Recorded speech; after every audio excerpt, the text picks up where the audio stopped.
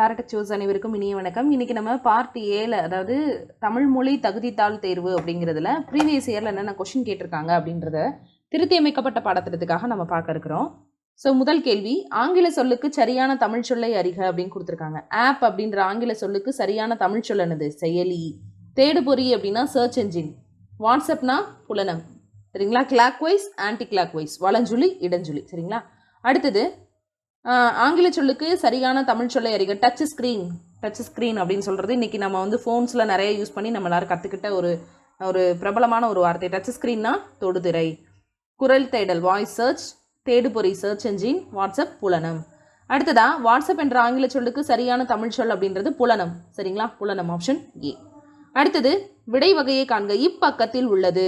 அப்பக்கம், இப்பக்கம், எப்பக்கம் அப்படின்னு சொல்லி சுட்டெழுத்துக்கள் ஆ இ ஊன்ற சுட்டெழுத்துக்களை வச்சு சொல்றதுக்கு பேர் என்னது? சுட்டு விடை. இந்த கோயில் எங்கப்பா இருக்கு? அந்த பக்கத்துல இருக்கு அப்படின்னு சொல்றது சுட்டு விடை. சரிங்களா? அப்ப விடை 8 வகைப்படும். அந்த வினா விடை வகைகளும் நம்மளோட வீடியோஸ்ல நம்ம வந்து அப்லோட் பண்ணிக்கோ, செக் பண்ணி பாருங்க.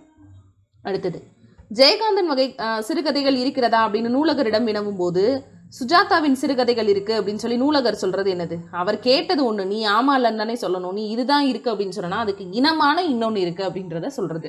அது இல்லை அப்படின்றத இல்லைன்னு சொல்லாம அதே மாதிரியான சிறுகதை தான், ஆனால் வேற ஒரு ஆத்தர் எழுதுனது என்கிட்ட இருக்குது. இப்போ உனக்கு பாட தெரியுமாப்பா? எனக்கு பாட தெரியாதுன்றத ஓப்பனா சொல்லாம எனக்கு ஆட தெரியும்னு அதுக்கு இனமான இன்னொரு வார்த்தையை சொல்றதுக்கு பேரு இனமொழி விடை. விடை வகைகள் 8, வினா வகைகள் 6 நம்ம வந்து வீடியோவா போட்டிருக்கோம். ஸோ செக் பண்ணி பாருங்க.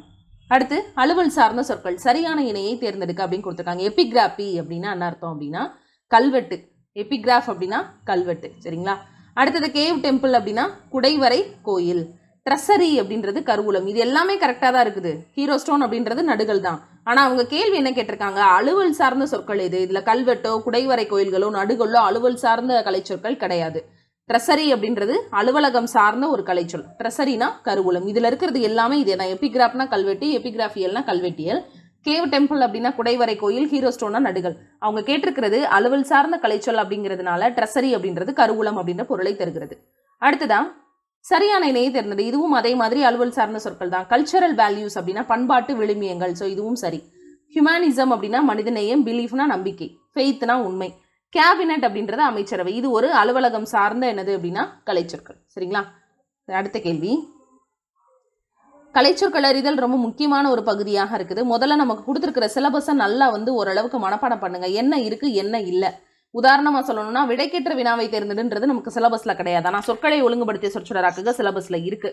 ஸோ தயவு செய்து சிலபஸை முதல்ல நல்லா மக்கப் பண்ணிக்கோங்க. என்ன இருக்கு என்ன இல்லைன்றது தெரிஞ்சுக்கோங்க. 6 to 12 புதிய புத்தகம், 6 to 10 பழைய புத்தகம், 11 12 நிறைய அந்த பகுதி ஆள இருந்த இலக்கண பகுதிகள் எல்லாமே இருக்கு. ஸோ ஏற்கனவே படிச்சவங்க அதை நல்லா ரிவிஷன் பண்ணிக்கோங்க. கண்டிப்பா உங்களுடைய வெற்றி அப்படின்றது வந்து உறுதியாகவே இருக்கும். ஏன்னா இதுதான் கேட்பாங்க அப்படின்னு நம்ம நம்பி என்ன செய்ய முடியாது அப்படின்னா போக முடியாது. சில நேரங்களில் ஏதாவது வந்து மாறுறதுக்கு வாய்ப்பு இருக்கு இல்லையா? அடுத்து நாட்டிக்கல் மைல் அப்படின்னா என்ன அர்த்தம்? கடல் மைல். சரிங்களா? லான்ச்சிங் அதாவது லான்ச்சிங் வெஹிக்கிள்னா ஏவு ஊர்தி. மிசைல்னா ஏவுகணை. சரிங்களா? அடுத்து ஓமையால் விளக்கப்படக்கூடிய பொருத்தமான பொருளை தேர்ந்தெடுக்க. உடலும் உயிரும் போல அப்படின்னா ரெண்டும் ஒன்றியே இருக்கிறது. எப்படி வந்து ஒரு உடலை விட்டு ஒரு உயிர் போயிருச்சுன்னா அந்த உடல் வெற்றுடலோ, அது மாதிரி ரெண்டும் ஒன்றோட ஒன்று ஒன்றிய துணையாக இருக்கிறது. அப்போ ஆப்ஷன் டி. நெல்லிக்காய் முட்டையை கொட்டுனது தான் என்னது? ஒற்றுமை இன்மை. காக்கா உட்கார்ந்த பணமழை மிகுந்தது எதிர்பாராத ஒரு நிகழ்வு. அடுத்ததான் 15 ஊமையால் விளக்கப்படக்கூடிய பொருத்தமான பொருளை தேர்ந்தெடுக்க. சரியான இணையை தேர்ந்தெடுக்கன்னு கொடுத்துருக்காங்க. சரி, உள்ளங்கை நெல்லிக்கனி மாதிரி அப்படின்னா அதில் வெளிப்படைத்தன்மையோடு இருக்கிறது. ஆனால் இங்கே ஒற்றுமை இன்மைன்னு கொடுத்துருக்காங்க. ஆப்ஷன்ஸ் மாறி இருக்கு. ஸோ அது தவறு. மடை திறந்த வெள்ளம் மாதிரி அப்படின்னா மடையை திறந்தோடனே வெள்ளம் தங்குதடையின்றி ஓடும். ஸோ அது சரி. விழலுக்கு இறைத்த நீர் போல அப்படின்றது அதனால எந்த விதமான பயனுமே இல்லை. ஆனால் இங்கே கொடுத்துருக்க ஆப்ஷன் மாறி இருக்கு. ஸோ அதுவும் தவறு. நெல்லிக்காய் முட்டையை கொட்டினா ஒற்றுமையின்மை. சரிங்களா? அப்போ கரெக்டான ஆப்ஷன் எது? பி தான் கரெக்டாக புரிந்திருக்கு. மற்றதெல்லாம் ஆப்ஷன் மாறி இருக்கு. அடுத்தது எவ்வகை வாக்கியம் என கண்டறி. கடிதம் கவிதாவால் படிக்கப்பட்டது. சரிங்களா? கவிதா கடிதம் படித்தாள் அப்படின்னா செய்வினை. சரிங்களா? கவிதா கடிதம் படித்தாள் அப்படின்னா அது தன்வினை. அவள் அந்த வினையை செஞ்சிருக்கா. ஆனால் கடிதம் அப்படின்னு சொல்லி அவரால் செய்யப்படு பொருளை முன்னாடி வச்சுட்டு அந்த எழுவாய் பின்னாடி வந்து அது கூட ஆள் அப்படின்ற வேற்றுமை உருபு, 3வது வேற்றுமை உருபு வந்து படுபட்டது அப்படின்ற ஒரு விகுதியை வச்சு முடியுது அப்படின்னா அது செய்யப்பாட்டு வினை. அப்போ ஆப்ஷன் சி. அடுத்து பிறவினை வாக்கியத்தை தேர்ந்தெடு. மாணவன் பள்ளிக்கு புறப்பட்டு சென்றான், அவனே தான் போயிருக்கான், அப்போ அது தன்வினை. புத்தகங்கள் வருவித்தார் அப்படின்னா அவர் அந்த ஸ்கூலுக்கு புக்கை வர வச்சிருக்கிறாரு, அப்போ பிறரை கொண்டு அந்த வினையை செய்ய வச்சிருக்கிறாரு, இது பிறவினை. பாட்டு பாட மாணவிகள் கூட்டமாக வந்தாங்க, அவங்க தான் வந்தாங்க, அவங்க தான் பாடுறாங்க, ஸோ அது தன்வினை.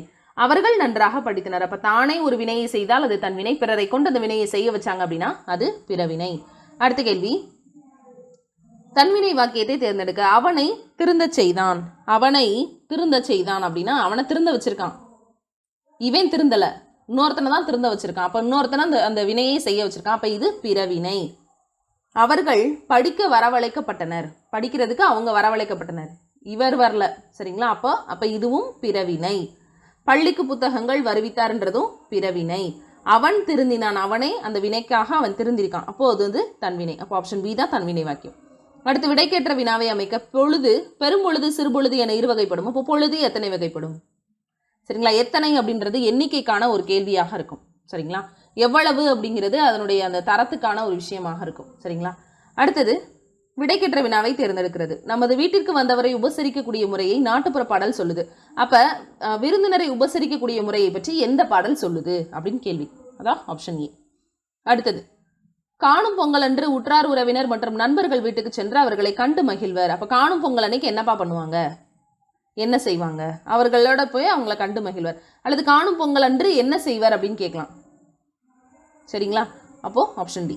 அடுத்து, இரு வினைகளினுடைய பொருள் வேறுபாடு, இது அப்படியே சிலபஸ்ல கொடுத்துருக்காங்க. கலைத்தல், களைத்தல். இந்த கலைத்தல் அப்படின்னு என்ன அர்த்தம், ஒருத்தங்க வந்து ஒரு மேக்கப் போட்டிருக்காங்க ஒரு டான்ஸ்க்காக, அப்போ அந்த டான்ஸ் முடிஞ்சோன்னா இந்த மேக்கப் என்ன செய்வாங்க, ரிமூவ் பண்ணுவாங்க, கலைக்கிறது, இதுதான் இந்த கலைத்தல்.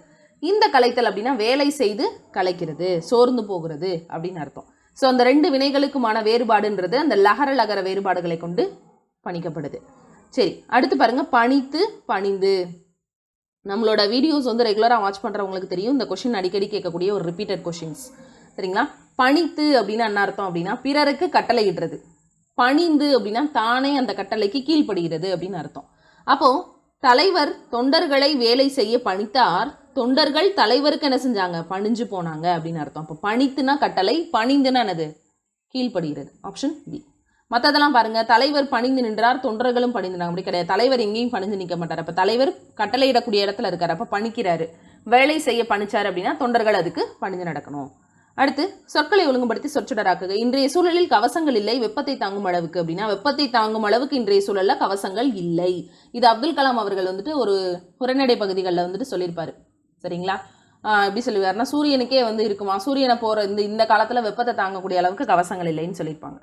அடுத்து, மொழிபெயர்ப்பை கல்வியாக ஆக்குவதன் மூலமாக அனைத்துலக அறிவையும் எளிதாக பெற முடியும். இதில் பாருங்க, அனைத்துலக அறிவையும் நாம் எளிதாக கல்வியாக ஆக்குவதன் மூலம் பெற முடியும், இதெல்லாம் கிடையாது. மொழிபெயர்ப்பை கல்வியாக மாற்றணும் அப்படின்னா இதுவும் 10th இருக்கக்கூடிய ஒரு மொழிபெயர்ப்பு பாடத்தில் இருந்து தான் அந்த இது வந்து கொடுத்துருக்காங்க.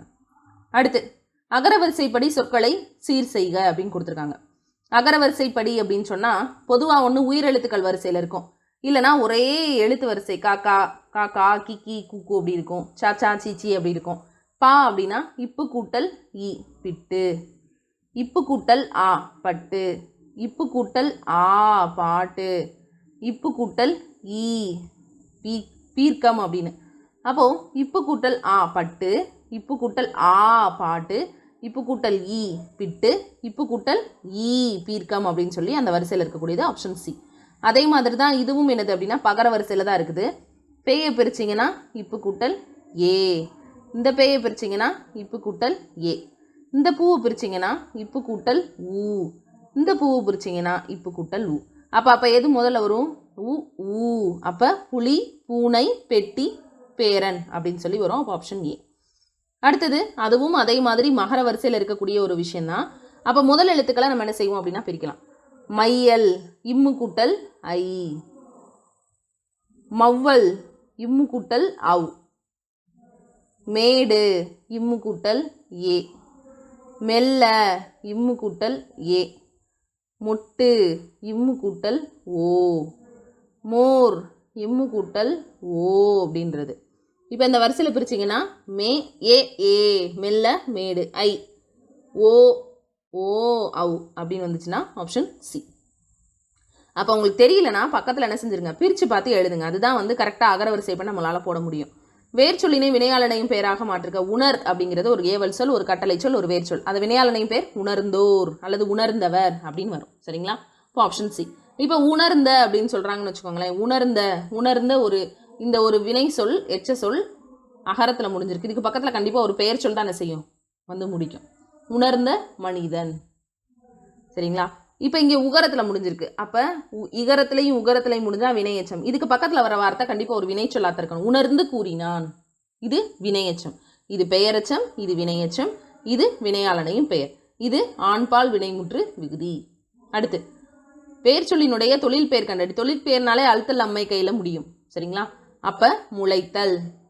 முளைத்து இகரத்திலையும் உகரத்திலையும் முடிஞ்சா வினையச்சம். முளைத்த பெயரச்சம். முளைத்தவன் வினையாளனையும் பெயர். அடுத்ததான் வேர்ச்சொல்லினுடைய எதிர்மறை தொழில் பெயர். இது ரொம்ப முக்கியமானது.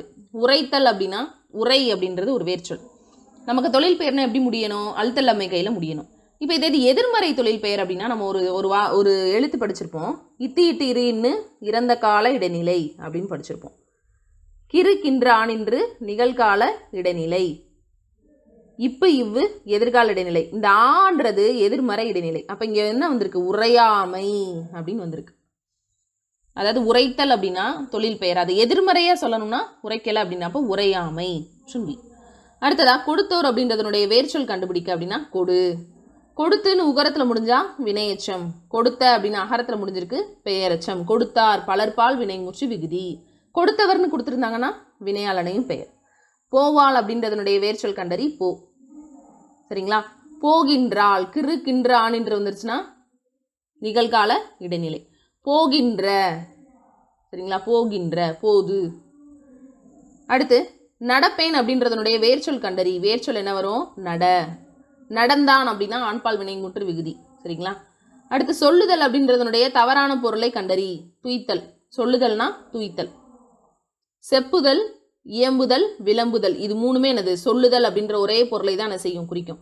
ஆனால் துய்த்தல்ன்றது அந்த பொருளை குறிக்காது. அப்போ சொல்லுதலுக்கான தவறான பொருள் என்னது, துய்த்தல். அடுத்ததா ஒரு பொருள் தரக்கூடிய பல சொற்கள். மாதங்கம், வாரணம், களிறு, இது எல்லாமே யானையை குறிக்கக்கூடியது.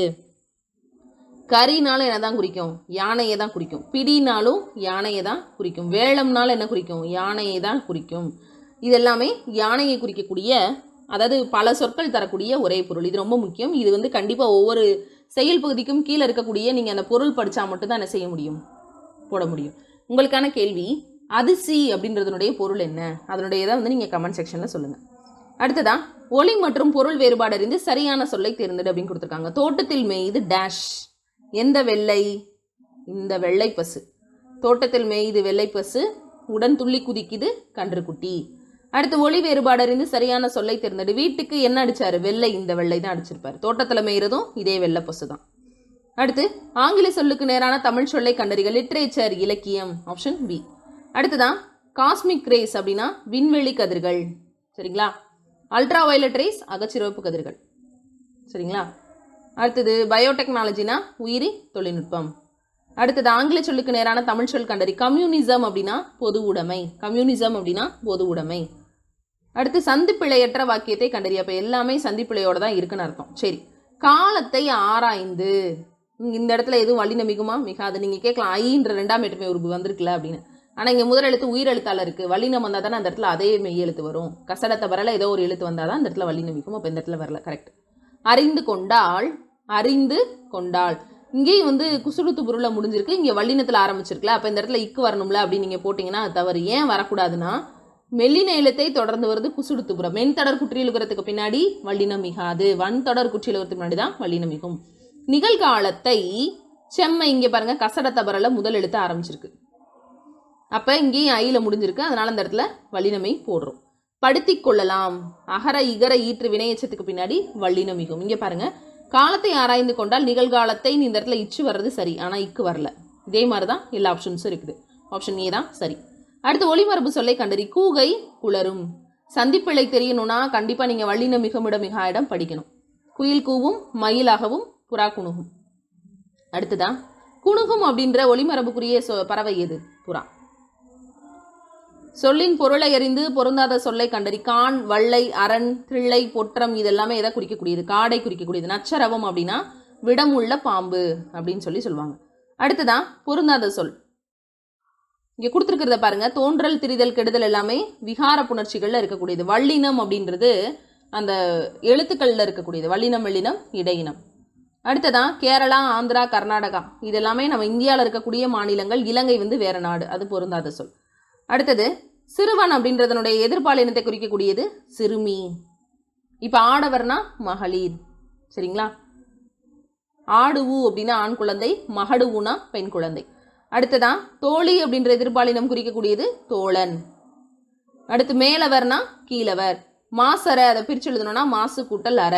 உயிர்வரின் உக்குரல் மெய்விட்டு ஓடும்ல என்ன ஓடிடும்? உகரம் ஓடிடும். உடல் மேல் உயிர் ஒன்றுவது இயல்பேல இச்சும் ஆவும் சேர்ந்து சாவாக மாறியிருக்கும் மாசர. அடுத்ததான் தம் கூட்டல் உயிர், தம் உயிர். உடல் மேல் உயிர் ஒன்றுவது இயல்பேல ரெண்டு பேரும் சேர்ந்து மூவாக மாறியிருக்கும் அப்படின்னு போட்டிங்கன்னா அது தப்பு. தனிக்குறிலுக்கு முன்னாடி வரக்கூடிய ஒற்றானது இங்கே உயிரெழுத்து வரும்போது இரட்டிக்கும். ஒற்றுன்றது நான் அந்த மெய்யெழுத்தை தான் சொல்கிறேன். நான் திரும்பவும் சொல்கிறேன், கவனிங்க. பிரித்தெழுதுக்கும் புணர்ச்சி விதிக்கும் சம்மந்தம் இருக்குது. தனிக்குறிலுக்கு முன்னாடி வரக்கூடிய ஒற்றானது வருமொழி முதல்ல உயிரெழுத்து வந்துச்சுன்னா, இது ஊதான் இல்லை, எதுவாக வேணா இருக்கலாம். சரிங்களா? அப்போது உயிரெழுத்து வரும்போது இந்த ஒற்றானது இரட்டிக்கும். அடுத்ததான் என்ன செய்யும்? உடல் மேல் உயிர் ஒன்றி தம் உயிர்னு மாறும். இப்போ ஆப்ஷன் ஏ. அடுத்து அடிக்கும் அலை, அடிக்கும் அலை. உடல் மேல் உயிர் ஒன்றுவது இயல்பேல இம்மும் ஆவும் சேர்ந்தா மா. இப்போ அடிக்கும் அலை, ஆப்ஷன் ஏ. அடுத்ததா 10லிருந்து கொஸ்டின் கேட்டிருக்காங்க. கப்பல் பல வகையான உறுப்புகளை கொண்டது. எறா, பருமல், வங்கு, கூம்பு, பாய்மரம், சுக்கான், நங்கூரம் போன்றவை கப்பலினுடைய உறுப்புகளுள் சிலவாகும். கப்பலினுடைய முதன்மையான அடிமரம் எறா. குறுக்கு மரத்தை பருமல்னு சொல்லுவாங்க. கப்பலை செலுத்துவதற்கு உரிய திசையில் திருப்புறதுக்கு பயன்படக்கூடிய முறையான கருவிக்கு பேர் சுக்கான். கப்பலை நிலையாக ஒரு இடத்துல நிறுத்தி வைக்க உதவக்கூடியது நங்கூரம். சமுக்கு அப்படின்ற ஒரு கருவியும் கப்பலை பயன்படுத்தினாங்கன்னு கப்பல் சாஸ்திரம் சொல்லுதுன்னு சொல்லியிருக்காங்க. கப்பலினுடைய முதன்மையான உறுப்பு என்னது? அடிமரம் எறா, குறுக்கு மரம் பருமல். அதை நல்லா ஞாபகம் வச்சுக்கணும். கப்பலை செலுத்துவதற்கு உரிய திசையில திருப்புறதுக்கு பயன்படக்கூடிய கருவி சுக்கான். சரிங்களா? ஸ்டாப் பண்ணி வைக்கிறதுக்கு பேரு நங்கூரம். அதான் இங்கே கொடுத்துருக்காங்க. கப்பலை நிலையாக ஒரு இடத்துல நிறுத்தி வைக்கிறதுக்கு உதவக்கூடிய உறுப்பு நங்கூரம். கப்பலினுடைய குறுக்கு மரம் பருமல். கப்பலில் பயன்படுத்தக்கூடிய ஒரு கருவியாக கப்பல் சாத்திரம் சொல்றது அப்படின்றது சமுக்கு. சரிங்களா? அடுத்து ஒருமை பன்மை பிழையற்ற தொடர். ஏனையோர் புறமுதுகு காட்டி ஓடி பிழைத்தார் அப்படின்னு சொல்லக்கூடாது. பிழைத்தார் அப்படின்னு என்ன அர்த்தம்? ஏனையோருன்ட்டாங்க. அதில் ஆண் இருக்கலாம், பெண் இருக்கலாம். அப்போ பலர்பால் வினை முற்று விகுதியே சொன்னாலும் கூட பன்மையில் அந்த இடத்துல வளரணும். ஏனையோர் புறமுதுகு காட்டி ஓடி பிழைத்தனர். ஆணும் பெண்ணும் ஓடுறாங்க அப்படின்ற ஒரு பொருளை என்ன செய்யும் அப்படின்னா தரும். ஸோ அப்போ அது என்ன பொருளில் வரக்கூடியது? ஓடி பிழைத்தனர் அப்படின்ற பொருளை தரும். அடுத்தது சொல்லையும் பொருளையும் என்ன செய்யுங்க? பொறுத்துக அப்படின்னு கொடுத்துருக்காங்க. என்ன சொல் கொடுத்துருக்காங்க? வன்மை அப்படின்னா வள்ளல் தன்மை, ஈகை. வன்மை அப்படின்னா வள்ளல் தன்மை, ஈகை. இந்த வன்மைனா கொடுமைன்னு சொல்லுவாங்க. மேதை, அறிவு நுட்பம். புரைனா குற்றம், வலுனா குற்றம், கசடுனா குற்றம். இதெல்லாம் தயவுசெய்து படிங்க. ஒவ்வொரு பொருள் தெரியாமல் இது போட முடியாது. மெய்னா உடல், கடம்னா உடல், இதெல்லாம் உடலை குறிக்கக்கூடியது. So 3, 2, 4, 1 option C. அடுத்ததான் சொல் பொருள். முகில் அப்படின்னு என்ன அர்த்தம்னா மேகம். காலன்னா யமன். மெத்த மிகவும். சேகரம்னா கூட்டம். இதுவும் பொருள் தெரியணும், தயவுசெய்து படிச்சிருங்க. பொல்லம் அப்படின்றாங்க. பொல்லம் அப்படின்னா காட்டை குறிக்கக்கூடியது. ஆனால் இங்கே கொடுத்துருக்கிறது பொலம். பொலம்னா எதை குறிக்கக்கூடியது? அழகு. எழில்னா அழகு. வனப்புனா அழகு. கல் அப்படின்னா மலை. மல்லல் அப்படின்னா வளம். செருனா வயல். அப்போ 3, 1, 4, 2 ஆப்ஷன் பி. அடுத்ததான் சொல் பொருள் தருக. ஈரம் அப்படின்னு என்ன அர்த்தம்? நெஞ்சில் கொஞ்சமாவது ஈரம் இருக்கணும் அப்படின்னு சொல்கிறாங்க. ஈரம்னா இரக்கம். முழவு அப்படின்றது நாணம் அப்படின்னா வெக்கம். முழவுனா ஒரு வகையான இசைக்கருவி. செஞ்சொல் அப்படின்னா திருந்திய சொல். 3, 1, 4, 2 இது எல்லாமே ஒவ்வொரு செயலுக்கு கீழே இருக்கக்கூடிய விஷயங்கள் தெரியாமல் பண்ண முடியாது. அடுத்தது பாருங்க, பிழை திருத்துக. ஒரு ஓர். இந்த ஓர் அப்படின்றது ஒரு உயிரெழுத்துக்கு முன்னாடியும் ஒருன்றது ஒரு உயிர்மை எழுத்துக்கு முன்னாடியும் தான் என்ன செய்யும்? வரும். ஒரு இரவும்னு வந்தால் தவறு. ஓர் இரவும். ஏன்னா உயிரெழுத்து. உயிர்மை எழுத்துக்கு முன்னாடி ஒரு வரணும். அப்போ ஓர் இரவும் ஒரு பகலும் சேர்ந்தது ஓர் நாள்னு வரக்கூடாது. ஏன்னா நான்றது ஒரு உயிர்மை எழுத்தப்போ ஒரு நாள். அப்போ அந்த வரிசையில் ஆப்ஷன் டி. அதே மாதிரி தான் ஒருன்றது உயிர்மை எழுத்துக்கு முன்னாடியும் ஓர்ன்றது உயிரெழுத்துக்கு முன்னாடியும் வரும். ஓர் அழகிய சிற்றூரில் ஒரு குளம் இருந்தது. கூன்றது உயிர்மை எழுத்து. அப்போ அதுக்கு முன்னாடி ஒரு ஓர் உரு தான் வரணும். அழகியல் இருக்கக்கூடிய ஆன்றது ஒரு உயிர் எழுத்து. அதுக்கு முன்னாடி ஓர் தான் வரணும். அடுத்ததான் பிழை திருத்துக்க சரியான பதிலை தேர்ந்தெடு. ஒரு உலகம் கிடையாது, ஒரு நண்பன் கிடையாது, ஓர் உலகம்னு வரணும். ஸோ இது தப்பு. ஒரு நண்பன் வரணும், இதுவும் தப்பு. ஓர் உயிர்னு வரணும், இதுவும் தப்பு. ஆப்ஷன் சி தான் சரி. சரியான பொருளை தேர்ந்தெடு. பொருள் என்னும் சொல்லுக்கு அழகு அணி கிடையாது. அணி என்னும் சொல்லுக்கு அழகு என்பது பொருள். Option C. அடுத்து விருந்தோம்பல் முதன்மையானது தமிழர்களின் பண்பாட்டு கூறுகளில் விருந்தோம்பல் முதன்மையானது. Option D. அடுத்து இதனை இதனால் இவன் முடிக்கும் என்றாய்ந்து அதனை அவன் கண் விடல். Option A. அடுத்து அல்ல என்பது அன்று என்பது ஒருமைக்கும் அல்ல என்பது பன்மைக்கும் உரியது. அன்று என்பது ஒருமைக்கும் அல்ல என்பது பன்மைக்கும் உரியது. இது பழமன்று. ஏன்னா அது ஒன்றை மட்டும் தான் குறிச்சிருக்காங்க. இது வாழைப்பழம் கிடையாதுப்பா அப்படின்னு சொல்றாங்க. இது பழமன்று, இதுதான் பழங்கள். இங்க இருக்குல்ல, இங்க நான் வச்சிருக்கிறேன்ல, இது எல்லாமே பழங்கள் தான். இவைகள் பழங்கள் அல்ல. அப்ப இவைகள்னு சொல்லும் போது பன்மைக்கு அல்லன்ற விகுதியும், இதுன்னு சொல்லும் போது ஒருமைக்கு அன்றுன்ற விகுதியும் வரும். அப்ப அன்று என்பது ஒருமைக்கும் அல்ல என்பது பன்மைக்கும் உரியது. அடுத்து குழவி குழவி, இது ரெண்டுக்கும் நான் வித்தியாசம். இந்த குழவி அப்படின்றது ஒரு வகையான பூச்சி, குழவி கூடு கட்டி இருக்குன்னு சொல்றோம்ல அந்த குழவி. இந்த குழவி அப்படின்னா குழந்தை. Option C. நல்கினாள் அப்படின்றதுனுடைய பொருத்தமான பொருள் என்ன? கொடுத்தா அப்படின்னு அர்த்தம். ஈந்தாள் அப்படின்னு அர்த்தம். மற்றதெல்லாம் கிடையாது, கொடுக்கிறது. ஈகை, அதுக்கு தான் நல்கினாள் அப்படின்னு அர்த்தம். Option B. அடுத்து பாருங்க, பின்வரும் மரபு தொடரை கொண்டு இணையான பொருளோடு பொறுத்துக. கண்ணை மூடிக்கொண்டு, எதையுமே கண்ணை மூடிட்டு முடிவெடுக்கக்கூடாது. எதையுமே ரிசர்ச் பண்ணி பார்த்து முடிவெடுக்கணும். ஆராய்ந்து பாராமல். அதை தான் வள்ளுவர் சொன்னார், எப்பொருள் யார் யார் வாய் கேட்பினும் அப்பொருள் மெய்ப்பொருள் காண்பது அறிவுன்னு. மித் அப்படின்னு என்ன அர்த்தம்? மித்துனா தொன்மம். ஆஸ்தட்டிக்ஸ் அப்படின்னா அழகியல். டெர்மினாலஜி அப்படின்னா கலைச்சொல். ஆர்டிஃபேக்ட்ஸ் அப்படின்னா கலைப்படைப்புகள். அப்போ 3 1 4 2 ஆப்ஷன் சி. அடுத்து ரெனசன்ஸ் அப்படின்னு என்ன அர்த்தம்? மறுமலர்ச்சி. இதுவும் புத்தகத்துக்கு பின்னாடி இருக்கக்கூடிய கலைச்சொற்கள் படித்தா மட்டும்தான் புரியும். அடுத்தது தவறான இணையை கண்டறி. மிசைல் அப்படின்னா ஏவுகணை. சலைன் சாயில் அப்படின்றாங்க. சலைன் சாயில்னா கலர் நிலத்தை குறிக்கக்கூடியது. சலைன் சாயில் அப்படின்றது கலர் நிலத்தை என்ன செய்யும்? குறிக்கக்கூடியது. அடுத்தது